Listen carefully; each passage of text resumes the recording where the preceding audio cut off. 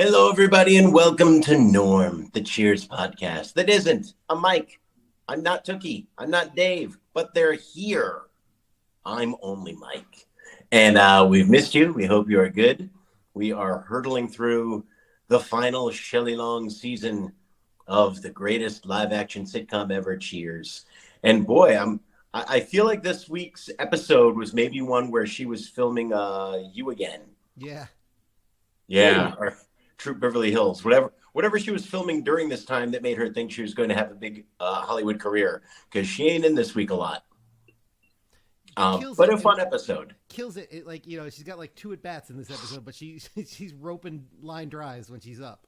Yep. Yeah, very much a solid pinch hitter in this one. She's the Midre Cummings of this episode. Wow. Deep cut. So it seems. He played on the Red Sox maybe 15 years ago. And he was a guy who had come up as a top prospect, not with the Red Sox, with another organization, and it never quite panned out, but he was a really good pinch hitter. Somehow, when the Red Sox got him, whenever they needed a pinch hit, he came in and he got it. Like, he almost never started a game, but that dude was clutch when he had to pinch hit for somebody. And I think they he left and came back twice. Oh, that's right. Yeah. That's right. Because some other team would be like, oh, look, he's been pinch hitting so well. If he's a regular, he's going to be even better. And he couldn't do it. And that became just his life for a little while. And to somehow carve out even a minor career as a pinch hitter on an American League team, very rare. respect. Yeah. I'm a baby of the Nomar era. So that's I still have not completely reconciled the fact that he's not going to the Hall of Fame. yeah. If you had told us in 1999, hey, Nomar, not just not going to the Hall of Fame, it's never really even going to be a conversation. It's just a given he's not going to the Hall of Fame. I'd be like, you're a filthy liar. I will say, with the benefit of hindsight and the benefit of having enjoyed a ridiculous amount of baseball team that I like success, at this point I wouldn't trade those 6 transcendent Nomar years for the entirety of the Derek Jeter experience. Mm. The peak of the Nomar era was so great. He was so great. It was so fun. The love was so pure. I remember the love for Nomar. I do. Yeah, it was so good. It was so good. Also, do we talk about the homework I did this week? All right. So do we want to? I feel like there's not going to be a ton to talk about in this episode. So do we want to fly through this episode? Yeah. And then we'll cover Nomar and homework in the time that we have left, because I know we don't really have a hard out, but you do. So do you want to do it in that order? Sure. All right. Let's start getting through season 5, episode 3, Money Dearest. Dave, what happened when Frances Sturgeon took on her most iconic role? Sternhagen. Sorry. Sturgeon.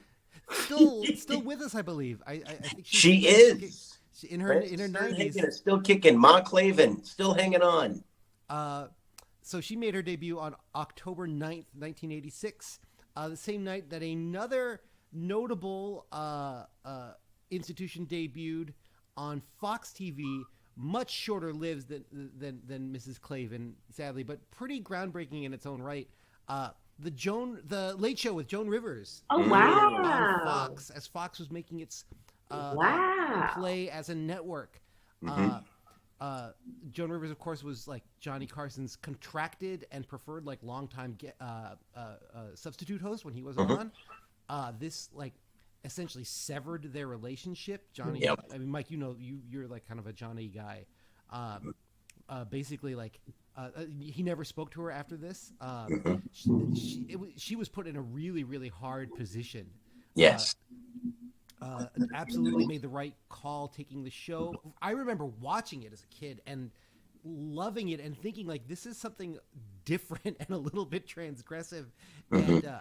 And I remember watching it on the Fox affiliate in Boston in the '80s, and really getting super into it and being really bummed out when it was canceled. It was my Mhm. first introduction to Joan Rivers, and that, like, I mean, she's obviously a legend. The show only lasted for about a year. Mhm. Everything ended Wow. acrimoniously. She was blacklisted from the Tonight Show thereafter. Um, she didn't appear on Letterman until like a few months before Carson died. Um, but obviously had an incredible career after this, and is one of the foundational figures of American comedy. But this is it's huge for Fox. It's huge. She's the first woman who makes a foray into late night, and I think to this date, like, the only woman in a network late night hosting role. I think that's correct. Still. Well, not quite. Lily Singh hosted the later spot on Okay. NBC for a couple of years, but somehow, like, she had that show and like no one ever saw it. Samantha Bee also. Samantha Bee. So when what David said, network. So I was not really considering TBS network, and also it's like Samantha Bee. Her show is so great, but it was also once a week and before 11 o'clock. So it was always sort of strange whether or not we considered her a late night host. Fair, fair. I'm hoping Amber Ruffin Mm. gets some flowers and gets some due. Like, there's been chatter about her taking over the Daily Show. I don't know, I but love that. I think they're going to make. If I had to guess, the drama right now that is at some point going to be the next one of these late night books. Is Amber Ruffin became like a very hot commodity on late night, and then they gave her Amber Ruffin show on Peacock to kind of keep her in place. right. And right now, I think what we're going to find out is Comedy Central is going to make a huge push for her, as they should, and NBC needs to make a big decision about whether they are going to get rid of Fallon and move Seth Meyers up and give her late night, or if they're going to stick with the status quo. Yeah, they're going to have to make that very tough call. And Amber's going to have to decide what she would rather do. Right. Those are two really great gigs in very different ways. Like, the late night gig is such a famous show and has such a great legacy, but at the same time, part of its legacy is always your number two. Mm-hmm. You're number two. And, and everyone who has had it has wanted to leave it at some point, which is the weird history of late night for being as famous a show as it is. Comedy, the Daily Show became a top tier show when Jon Stewart was at his peak. So it's like, would you rather be the top person on Comedy Central or the number two person on NBC? Mm-hmm. And I think that's going to be a tough thing for Amber to decide. And I'm saying all of this just total speculation, but I feel like that's probably what's going on. My only qualm about her going full network on NBC is that, like, the earlier she goes on air, the more likely the network will sanitize her and try to, scrub up her image to make her more palatable to white America, to middle America. And I don't want that for her. I want her to show up as her most authentic Amber self. Yeah. I mean, there's a lot to be said for heading over and making the Daily Show your own. Mm-hmm. Mm-hmm. That said, like, I love the idea of having Seth Meyers and Amber Ruffin as your sort of like 1-2 slot. Like, that's phenomenal. Like, that's all of a sudden like really smart, engaging, funny television. Like, that's a home run. So it'll probably never happen now. Probably not. And I think there's probably an interesting call about whether or not they might want to bring Samantha Bee back to the Daily Show now that her show on TBS is over. Just because she's got the bloodline with the Daily Show. I think a lot of people were upset that she did not get the Daily Show after Jon Stewart left. She put out such great work during this time that I think there's going to be a push for her as well. Especially, there's probably going to be talk because simply she's available. It's not going to be easy to get Amber Ruffin over to Comedy Central. I'm sure her deal with NBC is, tight. It's not going to be the easiest thing in the world. And by the way, so two things. A great recap of that whole time, Dave. A little interesting point.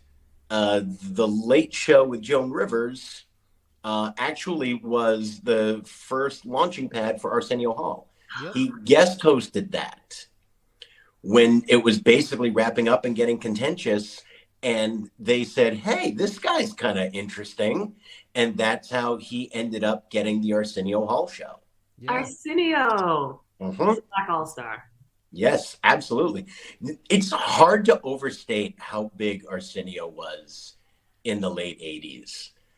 Like, you were talking about Joan Rivers running into basically the monolith of Johnny Carson. And as good as she was, she didn't even make a dent. There was nothing there. And a big part of it was her audience was Johnny's audience. Mm-hmm. It was, she had been working with him. She had been guest hosting for him for so long. And what Paramount, when they made the Arsenio Hall show, realized was, hey, what if we got a whole bunch of people who don't give a shit about Johnny Carson watching late night TV? Couldn't we do that instead? What if, because everyone had been trying to make the next Johnny Carson for 20 years. They had just kept putting out like Pat Sajak and Robin Thicke and every Cavett, every guy. And Cavett actually had a run. But finally, the Paramount said, hey, what if we went a different direction and didn't just beg Johnny's audience to leave him? What if we got a whole new audience that wasn't being served by The Tonight Show watching late night TV? And it was a huge hit. Is there any more 90s image than Arsenio Hall show Bill Clinton saxophone sunglasses? Yeah. I don't know why that's so stressful to me, but it is. We didn't know. It was a simpler time. I mean, we knew a little. We did know a little. We chose not to think about it. So stressful to me, you guys. Yeah, I hear you. All right. The cold open, please, Tookie. Yeah. All right. So we enter into the bar and Cliff bursts in and Woody says, hey, Mr. Clavin's back. How was your trip to Expo? I didn't. What is Expo? It was Expo 86 in Vancouver, British Columbia. Oh. They're essentially these like huge fairs, for lack of a better word. Okay. They're just like these gatherings of technology and culture, and they're really cool. Like, I wish I had gone to one. It was the last expo that had taken place in the Americas. So it still happens, but yeah. And so it's like, look at this thing that's basically, we're going to talk about what the future is going to look like. They're really cool. It's really neat. That's where the Montreal Expos got their name from. They had hosted a major expo. So like World's Fair light. Yes. Okay. World's Fair without the rides. But yeah, very much in that World's Fair vein. Cool. I wasn't sure. Mm-hmm. So Woody's like, hey, how was your trip to Expo? And Cliff says, once in a lifetime experience. I tell you, no ears, no eyes have heard or seen the wonders I experienced these past 2 weeks in Canada. And he says, if I died right now, I'd be a happy person. To which Carla replies, you wouldn't be the only one. So Norm is like, hey, you seen those 3D movies they had about Vancouver with those glasses? Yeah, it felt like you were there. Or Cliff says like, oh, well, yeah, you feel like you'd be there. And Norm says, yeah, you were there, Cliff. And Woody says, well, I've been reading up on Expo. Did you catch a bullet train to get there? And Cliff's like, no, I guess I missed that. And Woody asks, oh, did you see the Great Hall of Ramses? And Cliff is like, oh, well, I guess I missed that too. Guess that flew right by me. And Woody asks like, hey, how about the space exhibit? And, no. Chinese acrobats? Nuh-uh. And Sam pops in and he goes, hey, how was Expo? And Cliff says, major disappointment, Sam. Roll credits. I had some sympathy for Cliff. I feel like that would have been my experience going to a place.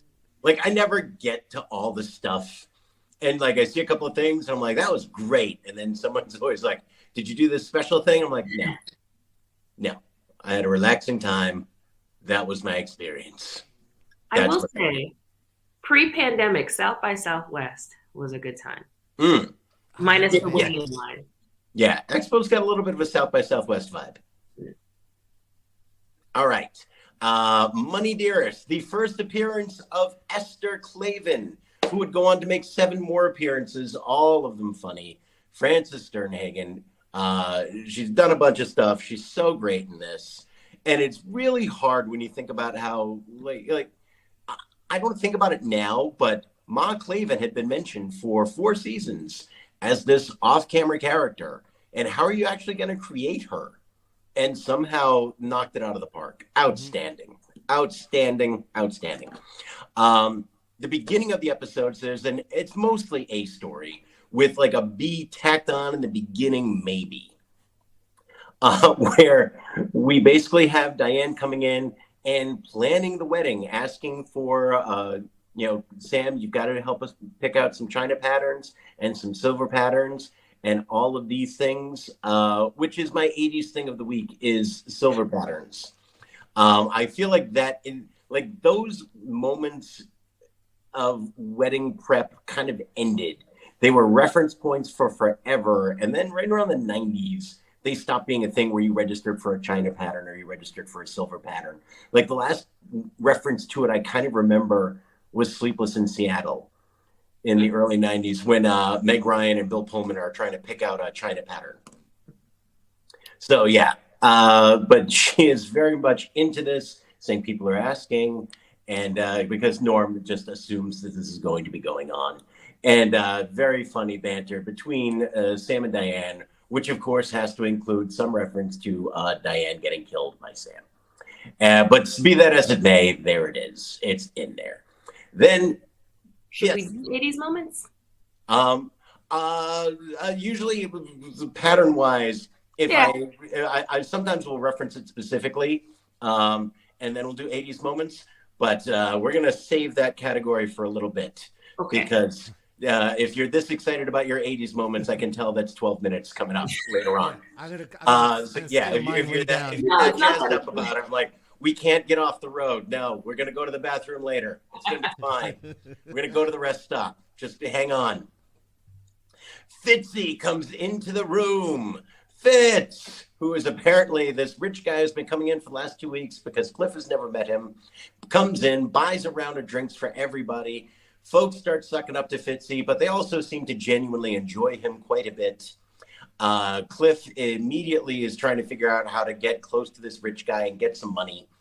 And at some point, they get the idea of, oh, yeah, what if Ma married this guy? This would be amazing. We'd be rich. Ma Clavin comes in, just dropping fucking truth bombs all over the place. She's great. Washing this smell out of your shirt. Her story about Cliff being quiet at home and then the wolves who refuse to howl if they've stayed in the nest too long. Just perfection. I mean, what an entrance. It's such a perfect, undersold, brilliant entrance. I loved every second of it. It was great. He introduces her to Fitzy. It's uncomfortable until they start sharing war stories. Then they are going up to Melville's. Then they've dated for 2 weeks. They come back into Cheers and announce to Cliff that they're getting married. Very exciting. Cliff is thrilled. He's going to be rich. Then Fitzy mentions that he is going to be donating the bulk of his fortune to charity. Cliff is distraught. He no longer wants to throw a huge, expensive bachelor party at the Parker house. It is very sad. They remind Cliff, specifically Sam, that he's being kind of a jerk. His mom is happy. And they decide that they are going to have the bachelor party. The bachelor party is happening. Sam pays for belly dancers to come in. Fitz is having such a great time. Carla and Esther come in for a great little cameo with Diane. They are getting some money to put in the strippers' G-strings. They had ditched Diane, who finds them at Cheers. And then, they ditched her while looking for a cab. Then Diane says, what if we go and get Cafe au lait instead of this dance place? And Esther says, good idea. I'll hail a cab. Every joke she tells crushes. Yep. Every joke she tells is fabulous. Fitzy is dancing with the belly dancers, and Sam says, "Hey, you might want to take it easy. You've been going at it pretty hard there, Fitzy." So we know he's about to die. Mm. Cliff aids in killing this man, which leads to the question: is Cliff responsible for manslaughter? Saying, it's his last night as a free man. Let him have a good time. From the back room here, hey, Fitz is really sick. Somebody call for help. The next scene, everyone's in dark suits. We know we no longer have Fitzy. They toast to Fitz. Everybody leaves Cliff and his mom alone. Cliff's mother is not emotional. She's cleaning up. She says, I barely knew the man. Cliff is having a moment of being a good son, where it says, you haven't cried since he died. And, well, I hardly knew the man. Then finally she starts to wail. It's a very funny scene.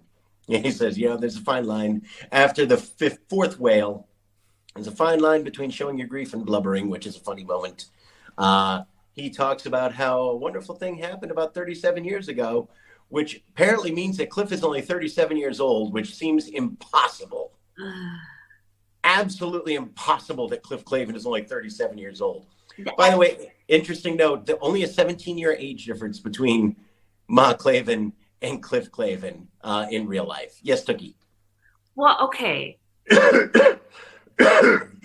in slight defense of Cliff, which won't come often on my end, white folks didn't have moisturizer technology like we do today. Like Sephora wasn't in abundance back in 1986. Yep. It is today. He worked outside. That's a great point. I don't mean to cast aspersions upon Cliff. 37 was different. Simply saying, if you had asked me to guess his age, 37 would not have been in my top 10 guesses. Yeah. Just as a point of reference, Rob Lowe is 58. Goddamn. It's not right. Not right. Rob Lowe. Goddamn. And he's saying it's a good thing happened about 37 years ago. She said, you're right. Not many women get to meet Bing Crosby. And then she says, I mean you, Cliff. You're the greatest thing that's ever happened to me. Gee, fancy that. Think of that. With the delivery that makes it my joke of the week. Gee, think of that is so savage and funny and perfect. And you could just tell they're like, well, we're bringing this woman back. Yeah. This is not Ma Clavin's last appearance on Cheers. Suddenly, everything about Cliff makes total sense. Yes. Everything made sense. Somehow, like, Francis completely understood it. The writers knew exactly what they wanted. Yeah, give it up to the writers on this week as well, because they knew exactly what to do with her. To somehow make it so that you saw exactly where Cliff came from, but you like this woman. It would have been so easy to make her a shrill, unlikable person that had somehow henpecked this man into becoming Cliff Clavin. And instead you got it while still loving Ma Clavin. Very, very, very fine line to walk, and they did it beautifully. It was a Walenda-esque performance. Just beautiful. Janet Leahy, I think they said in the writing credits, wrote this. Good on you, Janet Leahy. This is outstanding writing, creating this character. Really, just from all the bits and clues that have been dropped throughout 4 seasons, and absolutely crushing this actual character that she wrote for this. Just outstanding. Yep. All right, why don't we fly through some categories, and then we'll have some time for general thoughts. So I did my 80s moment. Dave, your 80s moment of the week. I'll give an honorable mention to Carla's perm, which is starting to grow outward a little bit. I'm really enjoying it. I don't know if it's perm or if she's just like letting it grow out a little bit, but it looks a little. It looks enhanced somehow to me, to my untrained eye. I think her perm might have been juicing. Possible. Well, it's still like the more unrefined stuff until we're not going to get to Balco for another 6 years. Yeah. I'll give my 80s moment to the concept of belly dancers as erotic entertainment. I can only assume it's because you can't obviously have a stripper. So like the most sort of family friendly thing that you can show on TV is a belly dancer, but with the understanding that like among every person in the room, that like this is standing in for what we would normally have would be a woman taking her clothes off. There you go. We all know what that was. Tookie, your 80s moments. Yeah, I clocked the silverware. I clocked the belly dancers. Bullet trains being shiny and new as an innovation. Fond memories of World War II. The stereotypical Irish name nomenclature, like just Duncan Fitzgerald. The boombox. Yeah, thank God we don't have those stereotypical Irish nicknames anymore. Oh, it's just on TV in that way. No, but just like the way to peg and like this character. Duncan Fitzgerald, that as a name, the boombox for which they had the music for the belly dancers. I'm like, wow, that's a piece of tech you never see anymore. The cab ditch game, because you can't call an Uber to ditch somebody. What Carla and Ma Clavin, the prank they play on Diane, a phone call fraternity prank. You know, when Cliff like cancels on the venue for the wedding, and they want to confirm at XYZ, and he just says, fraternity prank, click. And telling street jokes at a bar, a la Frasier to the gang, and he just can't remember what the street joke, but just street jokes, and that being acceptable as bar humor of a time. I'm not sure we've left the street jokes at the bar, but on TV. I gotta give it up. That was a pretty outstanding list this week. There was stuff I hadn't thought of that absolutely made me go, yes, crushed it, totally. Yeah, but bunch of stuff that slipped past my radar that is not getting past Tookie Kavanaugh. Outstanding. I can tell why you were excited to get into that list. Yeah, Tookie is absolutely like the 80s Patrick Waugh, like nothing slipped past her. And after the podcast, Tookie will be like, "Who's Patrick Waugh?" Yeah. Googling right now. ROI. Go ahead and Google it. You won't get it. Okay. Patrick Waugh. Go find that. Joke of the week. Tookie, what's your joke of the week? I didn't really have one, but we've got a Trevor joke. We've got a Trevor joke of the week. Okay. Which so I'll use that as a stand-in for myself, because like I enjoyed the episode overall, but nothing made me guffaw.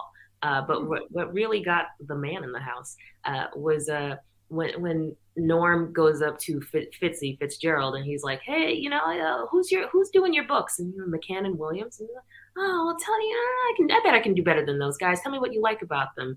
And Fitzgerald is listening off him, and he's like, "Oh, I bet I can be just as aggressive as those guys." And Fitzgerald says to Norm, "I doubt it." And Norm says, "I bet you're right." Nice. Thank you, Trevor. Dave, your joke of the week. America's Beta. George Wendt. I love it. The original Beta cut. There's the T-shirt. Your joke of the week, Dave. I laughed every time at for me, like, the high point of the episode was really like was Carla and Esther coming back into the bar. Like that whole sequence I thought was so funny. My joke of the week is definitely after Sam gives Carla the $50 advance on next week's loan, which was like, that was funny in and of itself and also kind of telling. And then for Esther to say, "We need something to put in the dancers underwear," lost it. And then Diane's entrance was funny, and then like what Carla's like mug to the camera when Diane says, "I looked up and I was the only one in the cab," and Carla just kind of goes, like, just great. Like the dancing in the underwear was for me like the funniest moment, but that whole sequence just really killed me. Yeah, I can't believe how many genuine laugh out loud moments I had at Francis Sternhagen, just Ma Clavin lines. Just really like, "No, I walked to Montana." Got me. That got me. Just her delivery of these lines that some of them shouldn't have even been special. And just that delivery, I really, really loved. So good. Tookie, how white was this week's episode? They did all right. They did all right this episode. We had a couple repeat extras in some of the background scenes, you know, trying to sly reuse of extras with changing of shirts and such. But in the cold open, we've got a black man who comes downstairs from Melville's, an Asian woman in the hallway, an Asian woman behind Norm. So a lot of Asian representation in this episode, which I appreciated. A black man behind the piano and a black woman who passed behind the how do I explain, like the chairs, like towards the front. Scene what? There were a lot of scenes in this episode too. Yeah. Scene one: a black woman in the back wall behind Norm, a black man who passed in front of the piano, a black man sitting at the upper booth by the doors. Scene two: all three repeats, and then a black woman at the upper table with her natural hair, and she comes back as a repeat in another scene. But I thought it was like, whoa, we haven't seen like a full fro other than like a Halloween episode with a costume. So like her hair was natural and pulled back. Usually we see a lot of like perms, straightened, relaxed hair. So a black woman at the upper table, a black woman at the back wall, a black man who passed behind Cliff, an Asian woman behind Cliff, and who I presumed to be a Latina woman on the telephone. In scene three, two reused extras at the bar sitting, and a black woman who sits at the bar. Scene four, all a same bunch of repeats, and a black man who comes down the stairs from Melville's, an Asian woman to the left of the jukebox, an Asian woman who passed behind Norm, and we're counting the belly dancers as spicy. I'm not necessarily sure of their exact ethnicity, so we'll say spicy white, possibly. And then scene five, two black men at the upper booth, by the chairs, a repeat extra at the table, a black man, and a repeat black man at the back wall, repeat extra, and a black man who's next to him. And then scene six, repeat of all those same extras. Scene seven, obviously the post-funeral scene, so no people of color. But overall, it looks like we had 23 counting the repeats. That's a good number. It's a good number. A good number. All right. And counting the spicy dancers, because I'm not sure of their exact ethnicity. Your overall thoughts on the episode? I was a fan. I loved having this character, and it's fun going back and seeing a character's first appearance that you know would go on and be a semi-regular guest star.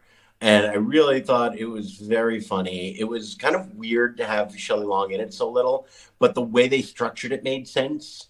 It was good. And when Shelley had something to do, she did it well, and it was fun. And yeah, it was just a really tight, good episode. Good lines for Norm, good lines for Carla. It's just, yeah, good stuff overall. What'd you think? I agree. Like I kind of had a similar kind of response to Tookie, where I was like, the first time I watched it, I didn't like crack up a whole lot, but I really kind of just I enjoyed the storytelling. I respect how consistent they've kind of the Cliff character is. I was lecturing about Commedia dell'arte stock characters in my intro to theater class earlier this week that I'm unqualified to teach, and I was like, man, like Cliff is like a perfect Commedia character. Like he's totally fixed. He's got a regional dialect. You know exactly where he's from. He's got like, he's got aspects of like the know-it-all doctor and like the bumbling kind of old man. Like he really is like a perfect supporting character. And this episode I think like you're right, Mike. I think it like thread the needle of like giving us a window into his creation without giving him like too much depth or too much sincerity, like without like kind of like opening up to so much humanity that you start to feel sorry for him as opposed to being able to laugh when he's ridiculous. That aspect of it I thought was really, really well done, and it's like one of the hallmarks of like a really good Cheers side quest. Yeah. Tookie, what'd you think? Yeah, this is one of the few episodes where I didn't look at Cliff like a complete schlemiel. Mhm. I tolerated it. It's a Cliff centric episode where I'm like, I'm kind of on his side. It doesn't happen a lot, but yeah, you're right there. And yet he's like they allow him to be pretty like terrible throughout. Yeah. Yeah. And we're all like given license to laugh at him, and like Sam is the voice of reason, and that's always kind of a fun role for Sam when he can sort Mhm. of like be somebody who can say like, hey, you're acting like a real jerk. Mhm. uh, Yeah. and yeah, I thought it's I think it's probably tougher to pull off than it felt like. um, because it would be, I feel like it would be really easy to make him very sympathetic and like squishy and boring. So to maintain his sort of like that to that sort of like prickliness, like where we feel permission to laugh at him for the next 7 seasons, while at the same time giving us like a sense of who this guy actually might be and what his family upbringing was, is pretty neat. Mhm. Yeah. I also think Cheers excels at older actors guest stars. Like their 60 and up guest star performances are always uniformly home runs. Yeah. You wonder if this potentially paved the way for the Golden Girls. Oh. Just NBC saying, "Hey, boy, these old people can really be funny when they come back. If you write for them the right way." Oh my God. The Mm. Golden Girls were only in their 50s, though. They were not as old as we would have thought. Yeah, Yeah. Flanagan was like 51. I think. How old was B? I think B. Arthur might have been the oldest cast member, but I can't. I'm not sure. I would need to go and look that up.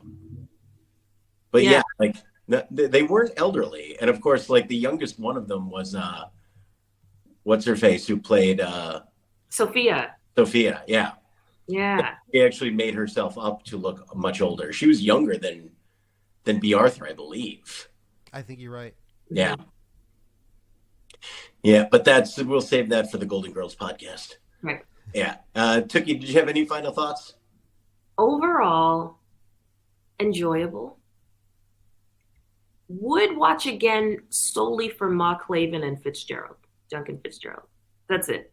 That's all. Yeah, that's it. I mean, they're the centerpieces of the episode, but like, oh, and the guy who played Duncan Fitzgerald, like 30 years later, went on to play Leonard on Community. Yes. Oh wow. I think this is an interesting episode of people playing older than they were, because I would not have imagined that Duncan Fitzgerald would be doing something 30 years later. Yeah, yeah, Yeah, he only passed away in 2019. yeah. Erdman. There you go.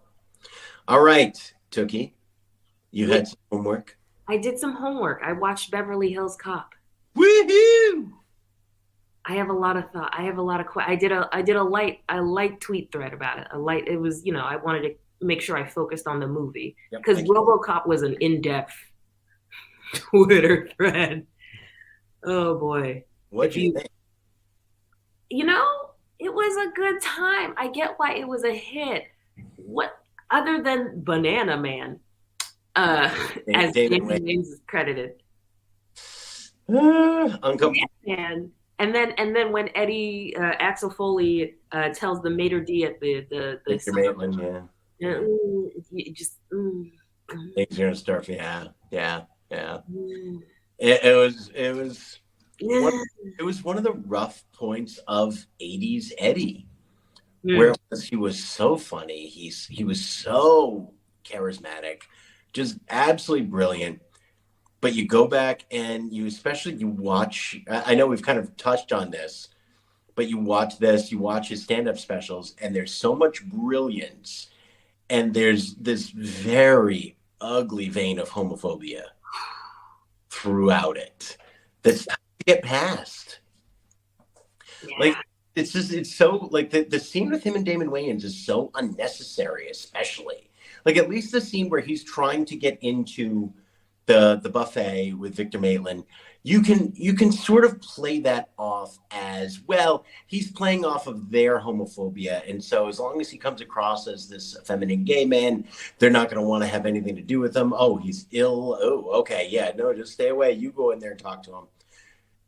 As as unappealing as that scene is, you could maybe make an argument for it. The Damon Wayans fruit scene is just sitting there for Damon Wayans to play a stereotypical gay man flirting with Eddie Murphy. It's so uncomfortable. A year later, he went on to be cast for one season in SNL, Yep. Which, like, I feel like maybe Eddie gave him a little bump in that regard, which, great. Love And that. how he got fired. Huh? How did he get fired? I never looked into that. I just know he was on it for like a hot second. Damon Wayans on it for a hot second, was annoyed, probably understandably, with how he was being used, wasn't really getting to do anything. He was in a scene, this Mr. Monopoly scene, where he was supposed to come in at just a very bit part playing a cop. And he came in and played it like the guy in this scene, this way over the top, effeminate gay man, and left, and he got fired for it. Yeah. Yep. So yeah, this was the precursor to that. Okay. Cool. Okay. All right. There you go. I did not know that. Yeah, it was in the oral history of Saturday Night Live. Yeah, that disastrous cast season. Ooh, wow. Okay. Yep. See, here's the thing about Banana Man, and it's no disrespect. I'm never going to knock an actor for getting work, right? It's work is work. Don't love the stereotyping. Don't love, playing into that. But honestly, they could have just filmed it where Eddie Murphy walks up to the fruit buffet and picks up a couple bananas to go stick in the tailpipe of the car. Yeah, completely unnecessary. Yeah, completely unnecessary. And the thing is, it's funny because I was telling Jen this weekend when we were watching Saturday Night Live, it felt like if I had to guess, on Saturday Night Live, whenever early in the season when they hire new cast members, if they have a stand-up history, you can always tell when they just say, all right, you're going to do a Weekend Updates desk piece. Yep. And really just you doing your stand-up. Yep. That's all it is. Like John Mulaney broke just doing that, like Girl Scouts. I remember one of the most like egregious ones was when Finesse Mitchell joined the cast. Oh, and said, here to talk about this new film is Finesse Mitchell. And he came out and he says, yeah, I didn't see that movie. So instead I'm going to talk about Crouching Tiger, Hidden Dragon. And you could just tell it was a stand-up bit that he had from when Crouching Tiger, Hidden Dragon came out. And I'm going to do stand-up right now. Because, this weekend, Devin, who I'm blanking on his last name, one of the new cast members. Yeah, that was pure. And dude, last week, too. Yep. Yeah. Both early on in an SNL season, you can just tell, all right, they're going to come out and do their stand-up right now. Because and I said that to Jen. And I was like, and she said, so why is he reading off of cue cards? I'm like, because he does this by himself all the time. And this is how he remembers when to ask Michael Che a question. So, and Michael Che needs to jump in there. So that's why this feels a little stilted, because he's done this bit 1,000 times and suddenly has to do it differently. So now we need the card. Yeah. But I was just, there's a long way of saying, I suspect Eddie Murphy, because I know Eddie Murphy was a big fan of Damon Wayans' stand-up, thought he was a brilliant stand-up, as he was.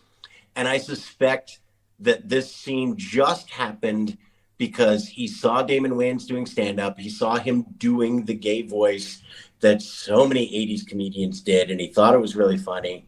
And he said, all right, we're gonna force Damon Wayans into a scene in this movie, and here's how we're gonna do it. And I guarantee you that's how that scene came about. Yep. I can see it. Yeah. But sorry, more Beverly Hills Cop thoughts. Was every bad guy mansion a Scarface mansion in the 80s? Yes. 100%. Yes.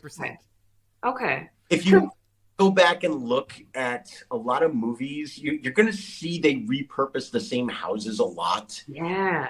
New houses that get used for a ton of stuff that they just dress differently. And that's one of them. Like, I think that house was also used for, I'm blanking on it right now, but that house was absolutely used for other movies. Okay. Go back and look. It was just a famous movie rental house. Okay. Look at diners in movies. There's this one diner in Hollywood that doesn't actually work as a diner. It's just there, and they use it for filming locations all the time. and you drive like it's right on one of the main roads, and you go past it, and there's just buildings like that in LA where that you don't actually have a business or a residence there. We just use it for shooting a lot. Hmm. Yeah. My other weird gripe about Beverly Hills Cop is at the end, you know, when the dude, the bad guy in the movie was a literal Bond villain. Uh, Mm-hmm. we looked him up, and at the end during like the final shootout and everything, when Eddie Murphy and Judge Reinhold Swiss cheese the dude, and he just is, you know, he's getting sprayed, and then for no reason is just tumbling down the stairs, and I'm like, what was the reason? What is the reason? He's already shot. All he has to do is just slump down the wall, but like they toss the stuntman down the stairs, which like choices, stunt people, choices. What else? You tumbled a lot. Yeah. A young Paul Reiser Mm-hmm. in the Detroit Police Department, but he's only at the Detroit PD for like 2 minutes. Like it's just two scenes. And also the police chief was like, this is for me, I'm like, this is the blackest black police chief I've ever seen on. This is just a huge trope because he comes in and drops like 17 F words. And I'm like, okay, Yep. we are in Detroit. I get it. That guy, I should have looked this up. The guy who plays his Detroit chief was an actual cop. He was not an actor. They talk about him a lot in the second season of this podcast called Crime Town Huh. about Detroit. That guy has a really interesting real life backstory. And he's not like Go a down cop the like rabbit hole. Shaq was a cop in Miami. Like he's a literal Yeah, police no, officer. Herschel Walker cop. He was a cop. Wow. Yeah, he was a cop who they got to do this. Yeah, Wow. yeah, yeah, and it's like so perfect, and that's why he's so perfect. Yeah. Amazing. Amazing. Also, yeah, just the Detroit scene. I feel like we just didn't spend enough time in Detroit. Maybe, but it is Beverly Hills Cop. But I don't know. They never wrapped up that bow for me because it's like, how do we, you know, put the bow on the end of like they solve the case and they go back to Detroit, the Detroit PD, he's absolved, blah blah blah. So I was kind of missing that because it just sort of ends on a freeze frame of Eddie Murphy in the car, which also peak '80s cinema. Yeah, I just, you know, I have a lot of questions. For as much as I enjoyed the movie, there's a lot that still sort of confused me. Mm-hmm. Dog agrees. Yeah, lot of weird stuff when you go back and watch it, which is a lot of '80s Eddie Murphy stuff, where you go back and you're like, so many of these movies were just you go on there and be the funniest, most charismatic person on planet Earth, and we're gonna film you, Mm-hmm. and that was a lot of it. I mean, also like got to give some love to John Ashton and Judge Reinhold, who were perfect foils for Eddie. Mm-hmm. Yeah, as Taggart and Rosewood, so great. Young Judge Reinhold, to me, has a Jason Segel energy to him. Absolutely. Yeah. Absolutely, And yeah. afterwards, because I'm not a Seinfeld stan, Trevor made me watch that Seinfeld episode where he was Emmy nominated for being the close talker. Yeah, great episode. I don't get it. I don't get it. I don't get Seinfeld. I don't get the show. Yeah, it's not for everybody. Yeah. I It's don't not. get it. The only time. Oh, go ahead. I was just gonna say, I think it's really impressive that Ashton and Reinhold were able, in a movie that is so built around let's just watch Eddie Murphy for this entire time, that somehow they were funny enough and interesting enough on their own to get a couple of scenes by themselves in the car that are still very funny to watch. Just watching the two of them, well, you eat a lot of red meat. It's still very funny. Mm-hmm. It is, so yeah, and they're very, very good with him. Yeah. Damn, I lost my point. I lost my train of thought. No.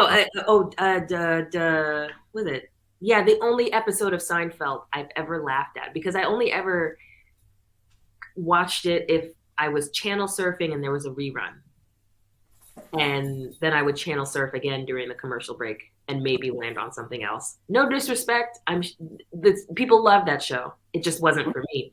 But the only time I'd ever like ha ha actually laughed at something is this episode where Kramer put cement in a laundromat machine. That was the pilot. That was the pilot? Yep. Oh, The wow. Chronicles. Huh. Yeah, Julia Louis-Dreyfus is the only episode she's not in, or one of the only ones. She's not cast yet. Oh. Yeah, they made that pilot and said, hey, you need a woman. Yeah. Because originally it was just going to be, there's this sassy waitress at the diner, and she was going to be the woman character. And they're like, no, you can't just have her be the waitress. Mm. And so they wrote in the Elaine character. But yeah, that episode is the pilot. I think the only relatable thing to me about Seinfeld is everyone's hatred of Newman. Poor Newman. No, not poor Newman. He went and narked on Jerry. Because the episode I watched, he was making out with his now ex-girlfriend, I guess, in the middle of Schindler's List, which, like, not cool, but like not narc worthy. Yeah. Mind your business. They're in a movie theater. It's dark. Mm. Oh yeah. Dave, did you have some Beverly Hills Cop thoughts here? I didn't. I haven't sat down and rewatched that film. I will say, like, that is, like, as a parent of somebody trying to, like, sort of like share some of the culture we talked a little bit about before we started recording, share some of the films that I liked with my child. Yeah, like that the homophobia and the sort of like the uncomfortable way with which, like, so much of it, like, is acknowledging the homophobia of the audience and, like, saying, like, hey, we can all laugh at this, right? Is, like, really one of the hardest things to kind of like wrestle with and put any sort of cultural context on beyond just like, no, you're right, this is terrible, this is just bad. Yeah, and that's the overt part that makes me uncomfortable now to go back and watch. The more subtle thing, and that I realized started in the late 70s with, like, Dirty Harry, but really crested in the 80s, was there were so many movies and TV shows that took the idea of the cops have to do it their own way to really get things done. You know, if you watch this, and I don't mean to just completely poo-poo on a good time here, but when you go back and watch it, and so much of this movie is these Beverly Hills cops are losers who just do it by the book, and they're not really cool until Eddie comes in and teaches them, look, you don't need a search warrant. You don't need to do this. You know what the right thing to do is. You just got to get things done. That's being a cop. Cops don't press charges against other cops. That's not something you do. And that, to me, was the part that really hit the last time I watched Beverly Hills Cop. Because that was so much the attitude I grew up with watching so many of these shows. It was like, cops, man, you know, that tool over there who just thinks you got to go by the book and respect people's rights. You don't get guys off the street like that. Imagine. Yeah, like I was watching Lethal Weapon the other day, and I was like, man, it's amazing how many just innocent bystanders Mel Gibson terrorizes over the course of like 7 minutes in that film. Yeah. It's rough. It's rough. And yet, I still can't turn off Beverly Hills Cop when it comes on. Yeah. It's still such a fucking supernova of comedy at that time that I still sit and watch Eddie Murphy. I can't help myself. I can't help myself. I understand. Yeah. I understand. You do not experience that feeling, though. Well, because I think by the time I could really nail down the concept, not just even the person, but the concept of Eddie Murphy, he was already doing, Nutty Professor, The Clumps, Norbit, 1,000 Words. Was that? Yep. Holy Man, like.